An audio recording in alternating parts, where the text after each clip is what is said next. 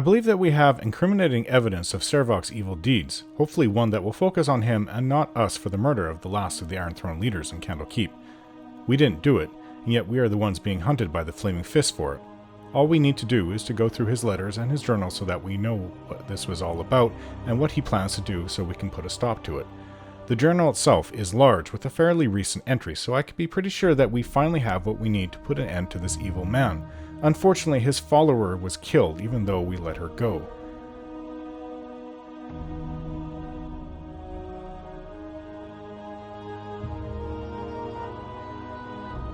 This was her fault, really. She confused half of our group and we had no control of her actions. Killing her was just a mistake. But I don't feel bad about it. After all, she was the one who attacked us. I can feel an end to all of this coming soon. I just know it. We are in the darkest part of it all right now, but it is always the darkest before the dawn, and I feel that the dawn is nearly here.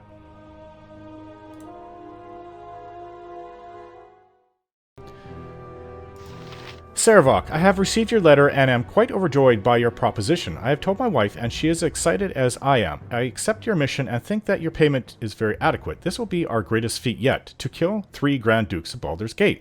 We will be arriving in Baldur's Gate within a week, and should be taking up our usual residence in the Undercellar. If you wish to contact us, you will find us there. Use the access points through the sewers. The Undercellar?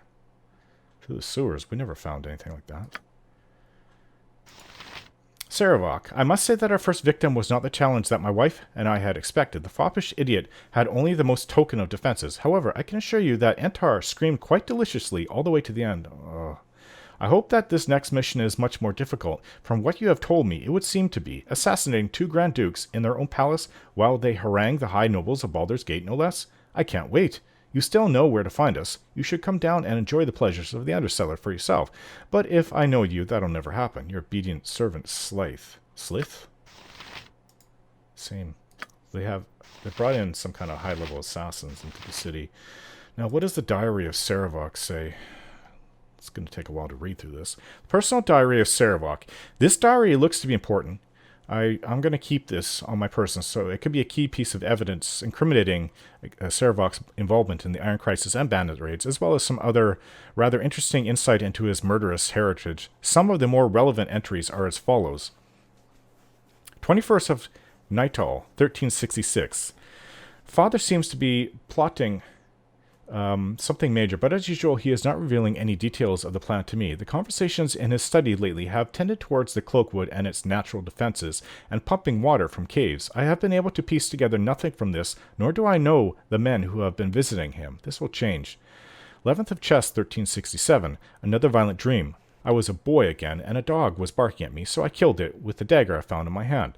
The same bone dagger from the other dreams. Mother started to chastise me, and I ripped out her throat. Her blood was fresh, but I already had old blood on my hands, and my fingers had strangely turned into claws. The dog's head came back to life. Its eyes were solid black. Like father, like son, it said. I felt quite calm during this dream, but when I awoke, I found I had been crying. Is this weakness? I must expunge it.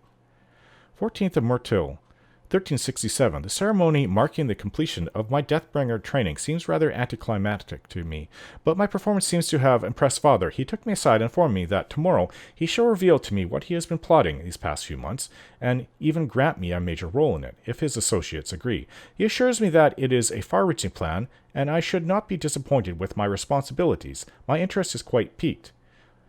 Scythandria was quite pleased with my display this morning, so much so that it took her hours to fully express her appreciation.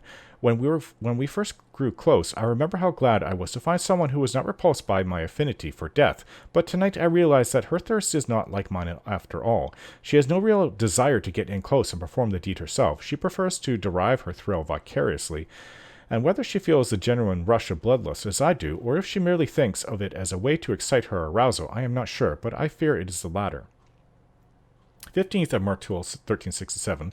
Father has finally informed me of his secret, and frankly it sounds rather pathetic, not worth any excitement at all. All Father has is the location of a mine concealed deep in the Cloakwood, unknown to anyone else but the virtually extinct Orthiar dwarf clan, and according to them still rich in iron ore, when it was accidentally flooded years ago. Bah, iron? I had guessed something similar, but from all of Father's caution and secrecy, I was anticipating a treasure much more glamorous than a stupid iron mine.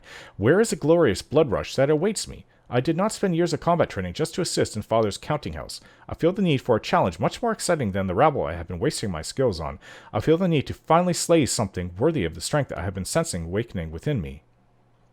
8th of Flame Rule, 1367. Today, Father introduced me to his subordinates Daviorn and Transig, who have made the journey to the hidden mine and confirmed that it could be put into use once again. This evening, I was approached on the street by a ragged, beggarly man who would not give me his name, but thrust a book into my hands and said he would be back. The book is worthless, a common third-rate account of the time of troubles, and in horrible condition as well. Nearly every single page is torn in some way, yet something about the man tells me he was more than a simple lunatic. 9th of Flame Rule, 1367.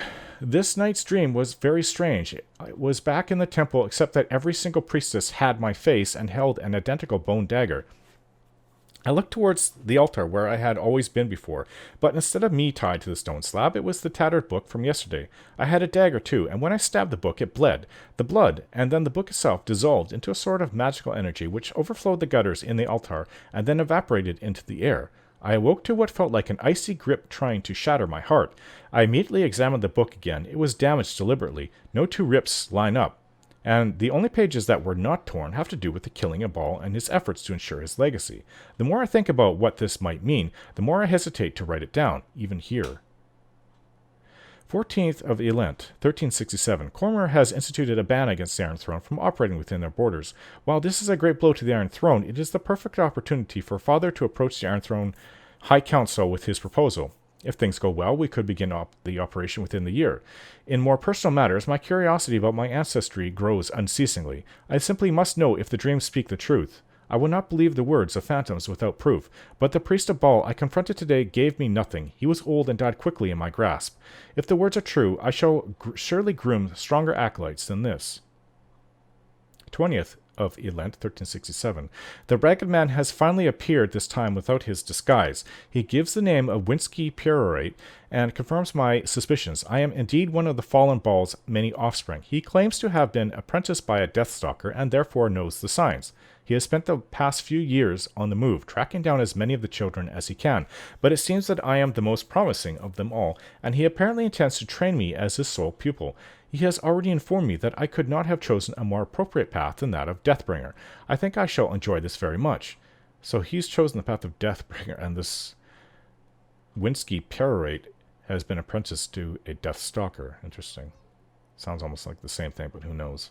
28th of Elent, 1367. Daviorn reports that the mines at Cloakwood have been drained and are ready for use. This revelation should help greatly in convincing the Iron Throne High Council. Realtar is setting up a base in Baldur's Gate, in the mansion of a destitute noble family, and everything is running smoothly.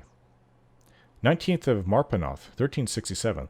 The Iron Throne Council has agreed to support Father's plan. He has been given all the resources he needs, as well as leadership of the project. I have expressed interest to my father, and as promised, he is including with me the operations along the Sword Coast. Including me with the operations along the Sword Coast. He is sending me as his representative to make contact with some of the mercenary groups operating to the east. He mentioned Mother in our conversation, how I wasn't to be disloyal to him as she had. He made it clear that I would suffer her fate if I was. His threats are weak and hollow, and I shall listen to them for only so long. I am tempted to take the opportunity to make a side visit to Candlekeep on the return trip. There are some things about my heritage that even Winsky does not know, and the exact text of prophecies of Alondo should prove most illuminating. 30th of Marpanoth, 1367. I met with the leaders of the Chill and Black Talons. I have little liking for Ardner, commander of the Chill, but Talgaz seems to be a man of his word. It is a good thing, as I'll have to work with these mercenaries for the full duration. Realtar is even supporting placing me in command of this entire wing of the operation, but it would not do, of course, for the adopted son of an Iron Throne leader to be seen visiting the bandits, so I have chosen the half-ogre Tazak as my figurehead. His abilities and loyalty to me are very satisfactory. 3rd of Yuktar, 1367. A new dream this night. Mother was talking to me, but as she did, her face became bloated and discolored. Her voice became weaker, and she spoke to me, telling me to save her from Realtar. I could see the garrote cutting through her neck, but I did nothing. It was only a dream. 8th of Yuktar, 1367. Today I returned to our newly completed headquarters in Baldur's Gate and reported to Realtar. The fool still insists on calling me his son, and for now I will let him. He assumes that I am loyal to him because he raised me. Well, loyal I am, but only as long as he is useful. He has indeed placed me in full command of the mercenary operations while he supervises the doppelganger intrigues, and Daviorn oversees the mining angle. The demonstration of the mineral poison was most impressive. 9th of Yuktar, 1367. Winsky has similarly occupied himself well during my absence, and today presented me with the location of the nearby sect of Ceresis, who have made a particular practice of researching everything they can about Baal, and especially his successor. It only makes sense that Sarevok would be very interested in the offspring of his fallen foe, rising to reclaim his portfolio. Winsky wants to capture one or more of their leaders and extract their knowledge from them, but I say we should shoot higher and interrogate them all. But that requires more than just 2 people, so I shall begin carefully selecting followers. Though I fully realize that my heritage should remain a general secret, especially from Realtar, it is time that the son of murder had acolytes he deserves. 14th of Yuktar, 1367. Scythandria reacted to my revelation exactly as I thought she would. She immediately saw herself as a queen or an idol of worship, the only fitting roles for the consort of the Lord of Murder. Only after several minutes of imagining life seated at my right hand did she think to pay me any proper homage or obeisance. If I had the luxury of choice, I would not have to put up with this kind of attitude, but I need to establish a base of power of my own, so I shall tolerate it for now. There will be time for correction later. Feast of the Moon, 1367. The Cyresists are ours, and we have begun pumping them for information, with Zalamar taking over whenever other matters call me away. I have ordered that the younger members be kept alive, except to serve as useful examples to motivate the elder priests to be more forthcoming. What Winsky is most concerned about is that some mysterious ward of Gorion is mentioned in the prophecies and is said to play a major role in the succession up to Baal's portfolio, but there is no depiction of this rune or sigil anywhere, nor does he know what its significance might be. It is a pity that Gorion is not a more uncommon name. 17th of Nighttal, 1367. Mullahay has established himself at the mines of Nashkel and should already be converting the kobolds to follow him as their leader. I expect they will begin contaminating the ore soon, though it will still take some time before it becomes evident on the surface. Only a few slaves have begun to mine out the ore at Cloakwood, though once the bandit raids begin, I will be sending Daviorn a steady supply of new slaves. I wish I could lure Daviorn into joining my little cult, knowing that he still secretly worships Baal, but he has some deep distrust of me even after I drop hints about my true parentage. Interesting. 29th of Nighttal, 1367. Tomoko has displayed surprising skill in demoralizing some of the most resistant Cyresists. The way she slew one of their junior members and then later quietly reanimated his corpse to attack his sleeping former comrades was a sheer treat to watch. I was quite surprised that she had the audacity to rouse me directly out of my bed for the latter portion, however. Not that I needed an excuse to leave Scythandria's company. She complains far too much. 6th of Hammer, 1368. The Flaming Fists have finally begun to take notice of our little mercenary operation and have dispatched several small contingents to the coast way to try to fend off the bandit raids. I shall order all the men to, in the event of capture, claim Zentish allegiance, and I shall provide them with corroborative details to make the lie even more convincing. I am sure the Zents at Darkhold won't be pleased to know that their name has been falsely used, but we cannot have the authorities catching our scent. Meanwhile, we have successfully infiltrated Angelo into the Flaming Fists, and I am instructing him in military strategy. Once this new talent of his gets recognized, he will be sure to get promoted, giving us a valuable spy right under Elton's nose. 22nd of Hammer, 1368. More revelations from the Cyresists. After intense examination, we finally got some names and numbers. I wonder what is so important about Saradush. It seems Baal spawned literally hundreds of offspring all over Faerun, but only 20 of these shall be of any real importance, and from them 5 shall almost make the heavens themselves tremble in fear. This is very promising, but it seems that the head priest of Cyrek is as in the dark as to this ward of Gorion as we are. Blast! I shall have to find an opportunity to enter Candlekeep after all. 14th of Alturiak, 1368. In Candlekeep, at last, and though Winsky was too ill to leave Baldur's Gate, my research has gone well. The monks here are quite helpful. From what I have read, it is beyond all doubt that the blood of Baal flows through my veins. Alondo's prophecies are, of course, anything but explicit, but I think I understand them. Baal's children bear the mark of chaos have power with no direction, shall feel the blood of a god within them, and shall be driven to cause death and destruction, especially among each other. The deaths they bring shall awaken the Father, and through them he will rise. The wording is somewhat ambiguous, but obviously this means that death wrought by the children will cause them to ascend.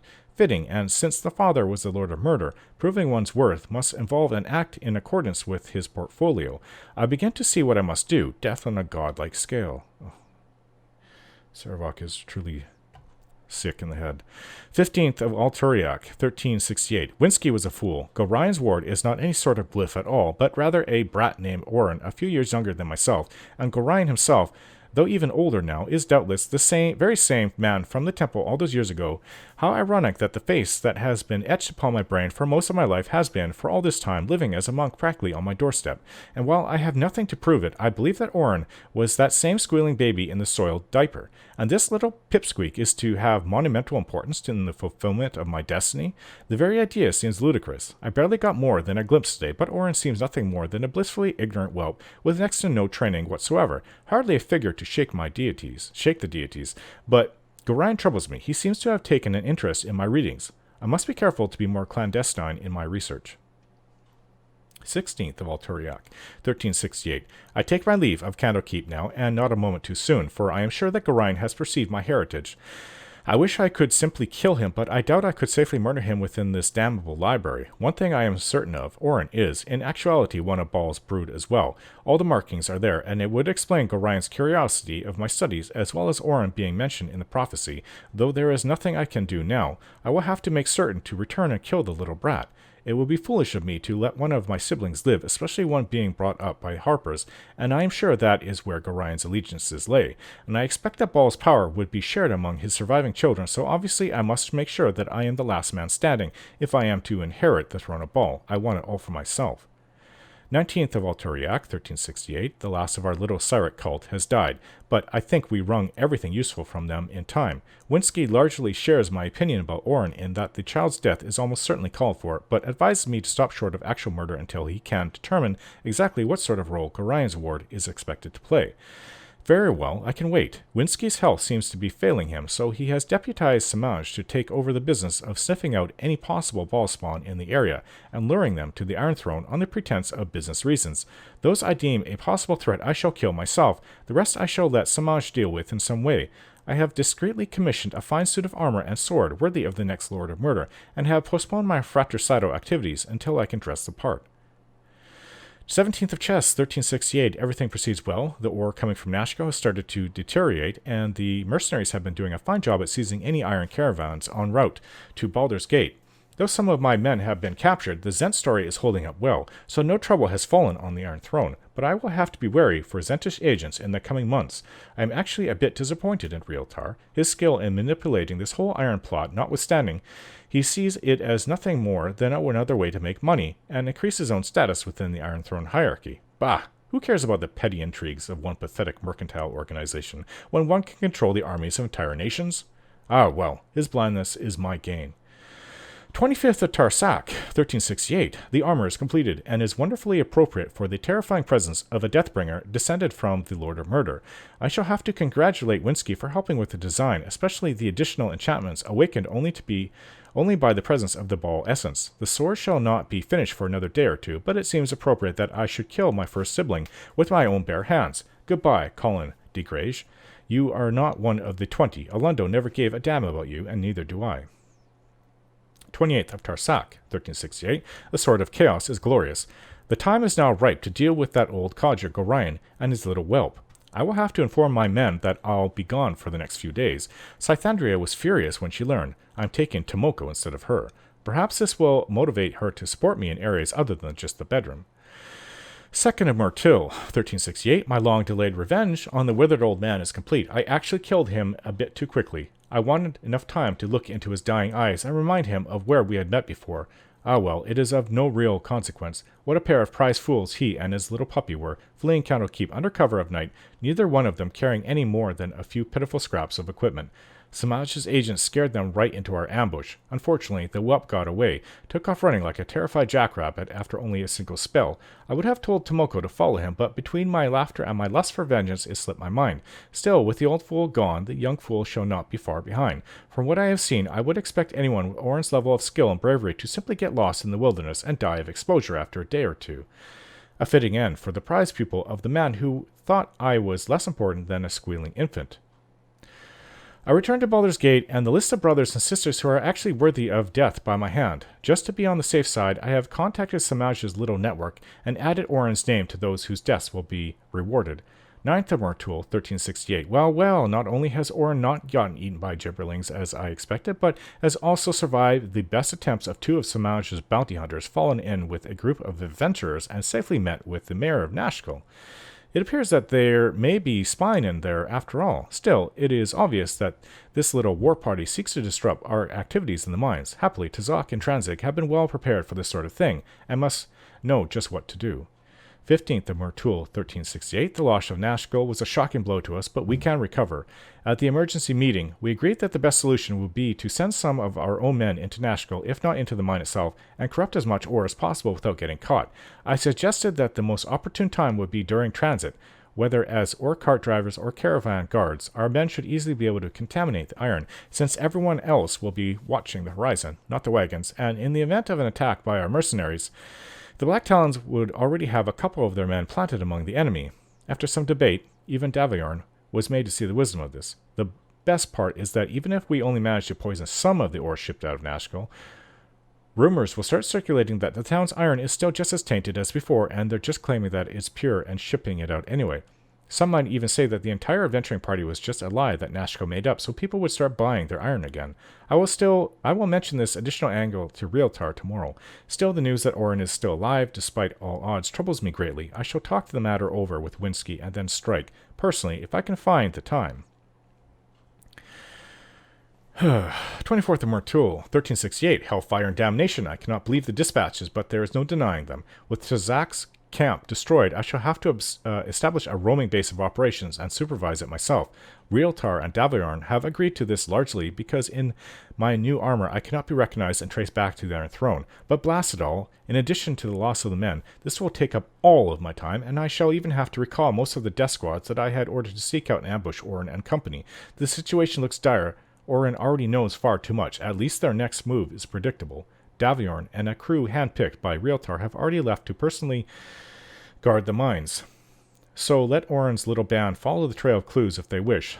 Just let them try to struggle through the cloakwood, and may they all perish in the attempt. Myself, I care little whether they find the mine or not. The men there belong to Daviorn and Realtar, not me. I must use this time to recollect the scattered mercenaries into something useful once again.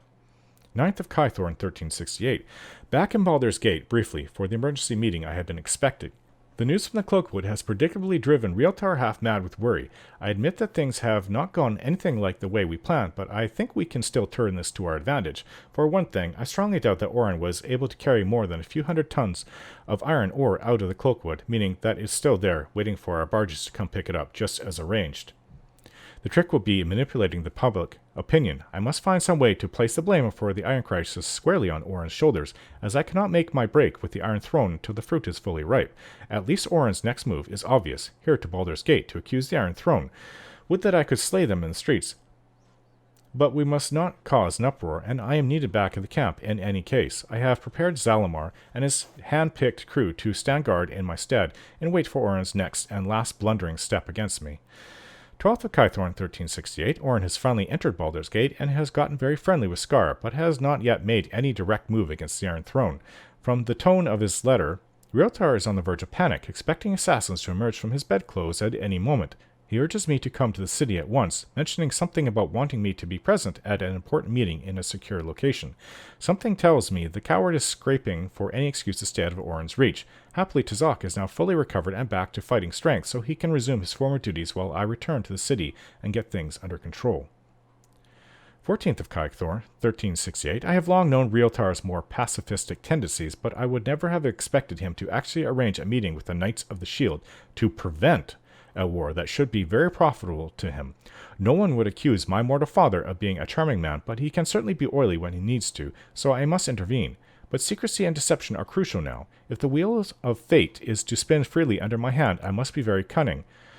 I have therefore informed Realtar that Orin's little mercenary band has been dispatched and neatly replaced by a doppelganger crew as arranged. Therefore, when they suddenly burst in the meeting, his panicky reaction will all but ensure a bloody outcome.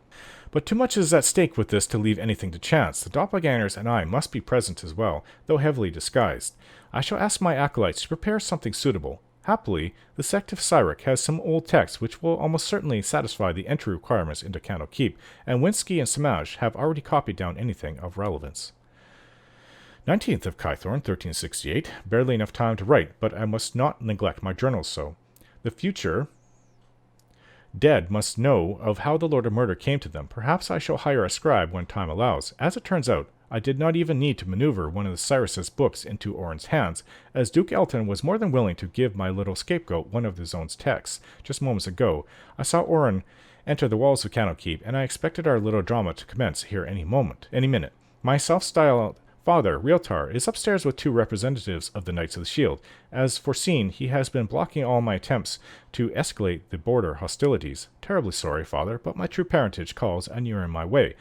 On the off chance that the upcoming encounter does not immediately produce bloodshed, I shall be there to instruct the doppelgangers in the exact manner Realtar should die. I think a garrote would be perfect for the task. Last entry, 21st of Kythorn, 1368. On top of the world, with Thaldorn, Realtar, and Bruno slain, Orin in custody for their murders, and the entire assets of the Iron Throne at my disposal, the entire city is practically at my feet, and everything is working out as Alondo said it would.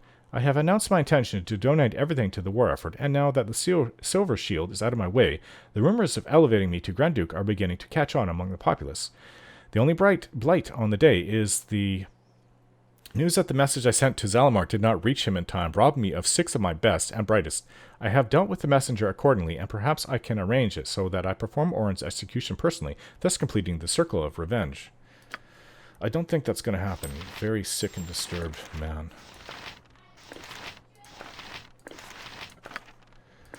Let's keep these. The undercellar.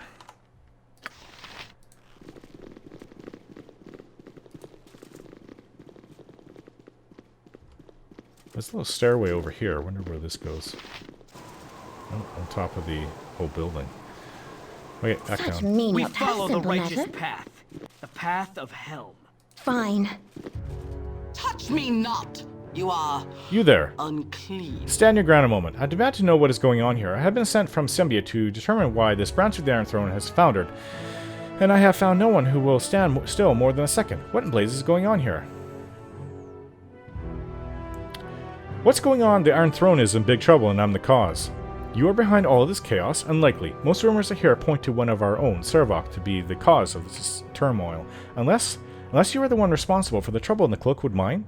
The last report we received was about the destruction you caused. You have made some powerful enemies indeed, but I have neither the time nor inclination to face you here today. It would seem some major reconstruction is in order for this branch. Major reconstruction indeed. Fine. Such menial tasks. Nope. Last staircase is over here, going down. A simple Okay. matter. Scythamnia told us we could find Sarevok and then said our brothel accessible through the sewers of Baldur's Gate. I have met Calasia, an emissary supposedly from a far-off headquarters of the Iron Throne. She seems surprised that Sarevok has taken control of this regional base. He is thought of as an upstart who does not have the interests of the Iron Throne at heart. It appears that to some that Sarevok murdered the leaders of the Iron Throne simply to fray me. Does he believe I pose such a great threat to him? Now that he has gained control of the Iron Throne and the city of Baldur's Gate, he does not seem to need their support. I need proof of his deeds before I confront him. I met Gregor, the son of Brunos, one of the murdered Iron Throne leaders. He is positive that Sarevok orchestrated the whole assassination in order to assume control of the Iron Throne. Sarevok has apparently used the throne's best plots to inflame the region instead of to secure wealth and power. He now campaigns to become a Grand Duke on the premise that he will fight the chaos he himself created. What he hopes to accomplish once he is a Grand Duke, no one seems to know. The region is perilously close to war. Okay, well, we know everything that's been going on here.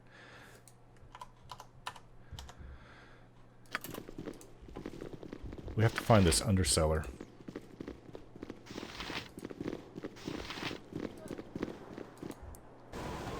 Such menial tasks. Can reach it through the sewers, huh? Okay, well let's try to find this underseller then. Down there in the sewers somewhere.